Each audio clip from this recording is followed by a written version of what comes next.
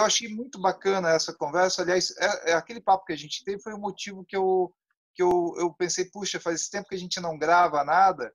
Tem até um vídeo nosso que circula até hoje na internet, que acho que era aquela época das conferências, lá no começo da década passada, e que era nós três justamente discutindo ali o plano, a conferência, né, os setoriais, e a gente continuou querendo fazer essa construção.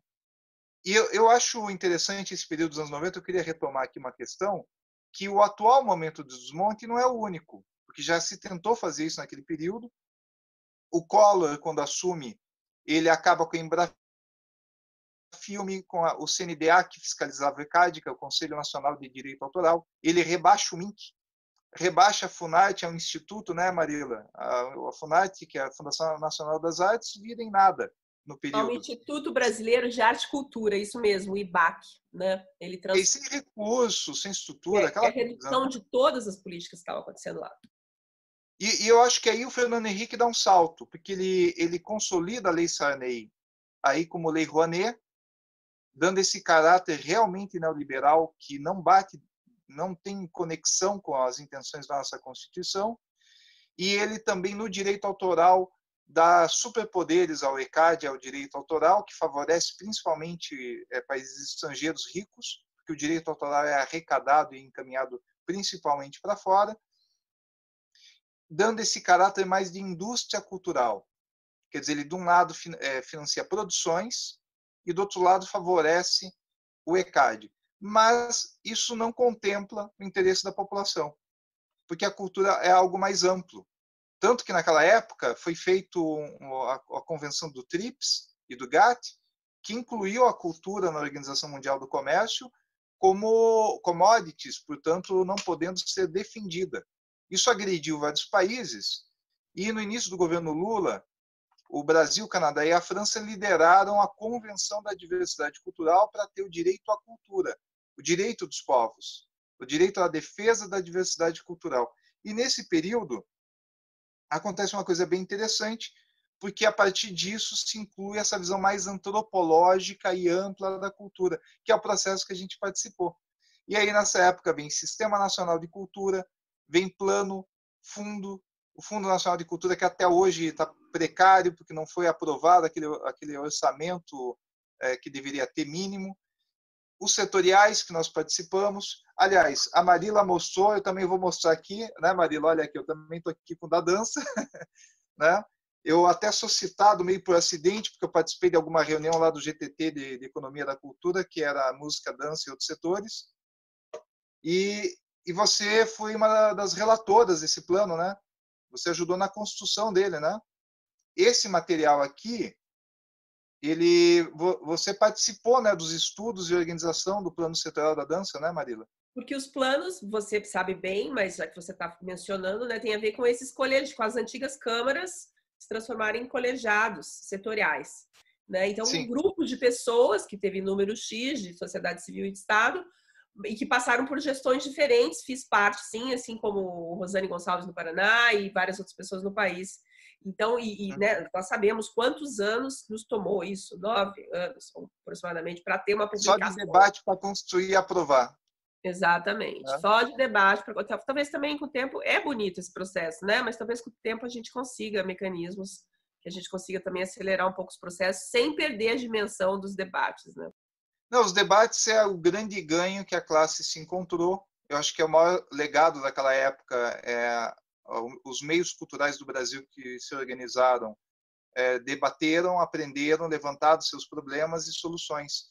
É um grande aprendizado para a democracia, como sugere a Carole Patman, né, sobre participação na democracia, que é o livro dela, em que ela diz que um dos grandes ganhos do processo democrático é a participação mesmo, é o aprendizado para a democracia e cidadania. Eu acho que isso a gente participou, passou por esse processo e é realmente um aprendizado, que a gente tem agora muitos amigos pelo Brasil que têm um conhecimento sobre essa democracia cultural.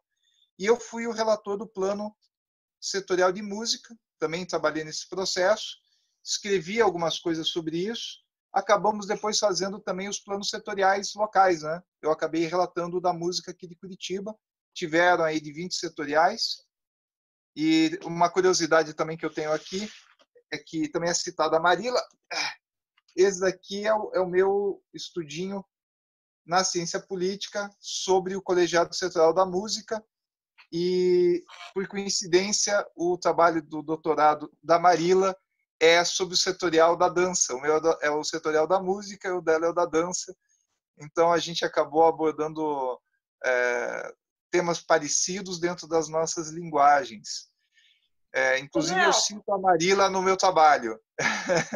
a gente tem uma correlação, né, das famílias, dos estudos, do interesse pela pesquisa. Deixa eu só fazer uma parte que eu acho muito importante no que você falou, e que para mim é um pouco do fim do processo, não é o fim, mas o encerramento de uma etapa. Lá em Recife, principalmente, quando estava acontecendo essa movimentação política, nós já estávamos com o Plano Nacional das Artes, que é uma outra etapa de reconstrução, de readequação desses planos setoriais, né? Onde eu estava totalmente embreada, Rui Moreira, estou falando do pessoal da dança, né? Fabiano Carneiro, coordenador de dança, etc. Que é assim, nós também precisamos, né? Primeiro nós temos que ver como é que esses debates vão continuar na atual situação, que existem milhares de possibilidades com essas lives, etc. Mas, ao mesmo tempo, eu acho que já teve muito tempo desvalidado pelo próprio setor.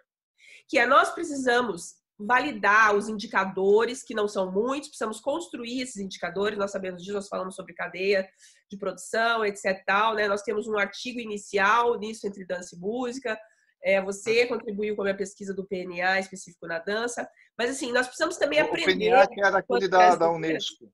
O PNA era aquele estudo da Unesco. Sim, é um estudo da Unesco, mas o que eu acho que é muito importante desse final de etapa dos presenciais, das transformações que cada gestão também foi entendendo que deveria fazer, em algum momento a gente precisa validar. Claro que a gente tem que atualizar, né, e criar números e indicadores também, porque sem isso a gente não formula política pública. Né, para que a gente também acelere, não é acelere no sentido de sair correndo, mas que a gente valide pesquisas que já foram feitas, atualize e construa as que estão faltando, que não são poucas, para que a gente possa trabalhar a partir também de dados técnicos. Sabe? Então, hoje para mim, tão importante quanto essa dimensão democrática que a gente vivenciou, que a gente aprendeu no corpo, é também a dimensão de validar e de criar esses indicadores e pesquisas técnicas. Nós precisamos mediar essas duas coisas. Senão nós vamos passar anos reconstruindo a reconstrução do reconstruído. E aí a aplicação não vem, né, Marila? Tempo, fica só na discussão. Tempo, porque esse mundo está atropelando a gente. E assim, a gente tem como continuar a partir de coisas que já foram levantadas, sabe? Então é só dizer, porque eu acho que isso é uma característica que a gente traz como brasileira e brasileiro nesse processo aí. Marila, é importante que você falou que precisamos sair da discussão para que essas políticas sejam aplicadas.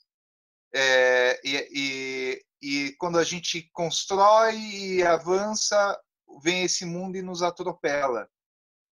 E isso daí é realmente a sensação que a gente tem, porque na medida que estávamos construindo lá essas políticas, teve conferências e tudo mais, estava andando as assinaturas dos sistemas estaduais e municipais, os municípios estavam começando a aderir ao sistema, e a gente imaginando agora vai construir uma política pública, ter o golpe, aliás, golpe que a gente avisou, a gente sabia o que estava acontecendo nas ruas, fizemos artigos, tentamos orientar a política geral, mas como éramos da cultura, eles parece que não entenderam que a gente estava falando sério, e aí tem o golpe, eles perdem o poder, e o que acontece? Vem o Temer, acaba com o ministério, depois o Sarney vai para cima dele, essa conquista é minha, você faça de volta o ministério, os movimentos estavam na rua, nas ocupações do IFAM, até o Brinco que falo sempre sobre isso, os artistas ficaram com a impressão de que eles é que conseguiram o retorno do ministério, mas na verdade foi o Sarney que criou,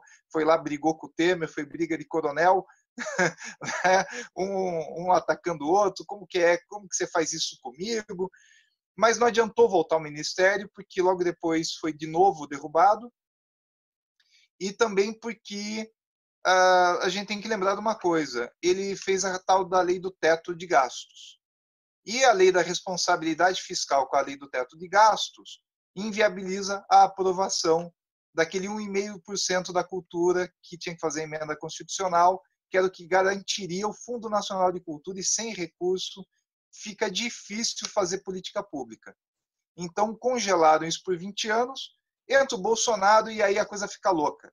Aí a nossa história começa a parecer distopia, tragicomédia, é uma loucura total, colocam um nazista, terraplanista, colocam o cara fanático religioso na Funarte, que acha que rock and roll é coisa do demônio, que ativa o abortismo, que ativa o satanismo, que ativa não sei o que, é tudo coisa do diabo. E agora a gente está sendo demonizado, né? Então a cultura agora é coisa do demônio.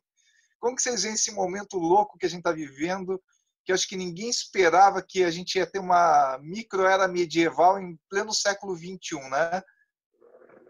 Yuki, o que você acha disso? Eu vejo que, primeiro, eu acho que as pessoas são cansadas também, de tanta derrota que têm sofrido também. Então, quando a Marília fala também, né, e vocês falam desse lugar, primeiro, eu sou da geração que se formou essa questão do Sistema Nacional de Cultura. Então, é muito legal pensar que tem como você, Manuel, falou, que tem uma geração inteira que se formou das políticas culturais e atualmente ainda atua, cada um dos seus segmentos, essa experiência, eu atualmente no movimento estudantil, graças a essa vivência, né? Então, essa pessoa. E, ao mesmo tempo, como que levantar novas, criar indicadores, já levantar coisas pesquisadas, estudadas, dados para trazer uma nova perspectiva. Isso é um trabalho também de pesquisadores, de pessoas que trabalham com isso, que nem vocês, né? Mas tem outra demanda que quem mantém também a formação da base da esquerda, dos militantes e tudo. E eu acho que nos últimos anos, desde quando o Sistema Nacional não vingou, desde o golpe da Dilma, há uma descrença também de muitas pessoas que atuavam que estão cansados também. E estão cansados. Então, eu acho que mesmo a grande campanha do Vira-Voto, do Ele Não, que foi incrível, bonito, mas não deu certo, e todas as reformas também, né? A reforma da Previdência do ano passado foi atratorada também, sabe? Então, você vê a gente ocupando... Quando eu falei de 2011, quando a terceirização foi votada dentro da Alep, sendo que os manifestantes ocuparam dentro da Alep, invadiram e não deixaram votar. Aí eles desligaram as luzes, os policiais entraram e a surdina, à noite, eles votaram numa outra sala. Ano passado também fizeram a mesma coisa, só que atualmente o pessoal vai pela altura do arame também. Então, é muito difícil também manter a sanidade, manter constante trabalho de base, de formar novas pessoas, que eu tenho feito isso bastante no movimento estudantil. Às vezes eu penso, nossa, parece fazer coisas que parecem em vão, porque, na verdade, a cultura não se muda de uma hora para outra. E essa ocupação de espaços públicos, de controles sociais e tudo, foi paulatinamente esvaziado. Conselho municipal, poucas pessoas participam. Você vai... E olha, também tem o seguinte, sabe, Yuki? Tem uma coisa importante, muito, aliás, várias, né? Mas uma bem importante no que você falou, que é como é difícil mobilizar e manter, e ao mesmo tempo tem uma coisa que o Pepe Escobar, aquele jornalista especializado em política internacional, ele fala do limited hangout, que são as agendas que são colocadas na frente, que trabalham com uma agenda transversal na sociedade, num grupo específico, alguma coisa, e fica todo mundo ali mobilizado, e depois, quando a gente estuda, a gente descobre que aquilo foi financiado por esses grupos políticos, para todo mundo ficar concentrado num lado, ser usado de massa de manobra. Então, vários movimentos da cultura, identitários, de várias causas sendo usados. Enquanto isso, eles nos destruíam com a Previdência, destruíam com o direito trabalhista, destruíam com a democracia, instalavam esse estado de exceção permanente que o George Agamben fala, que dialoga muito com o Negri, que é esse trabalho que a Marila mostrou antes, que é estados que aparentam democráticos, que são cada vez mais excessivos enquanto força policial, repressores, e do outro lado, os movimentos sociais meio perdidos, sendo mobilizados por causas menores, às vezes, ainda que importantes, e, enquanto isso, eles nos devastam com a Constituição, com os direitos sociais trabalhistas e fratura a democracia. Essa fratura da democracia que o Zizek também fala junto com a Gambia e que o Chomsky trata disso também, que nós estamos tendo uma ruptura do Estado de Direito, da democracia, em vários países do mundo. Isso não é um fenômeno só no Brasil. E a cultura fica perdida nisso, até aquilo que a Marila comentou, que é como sobreviver, os corpos com dificuldades, são setores com uma fragilidade na manutenção da vida, justamente por não serem estáveis enquanto profissões, que têm dificuldades financeiras, pessoas sensíveis, e isso tudo gera uma instabilidade, como continuar mobilizando as pessoas.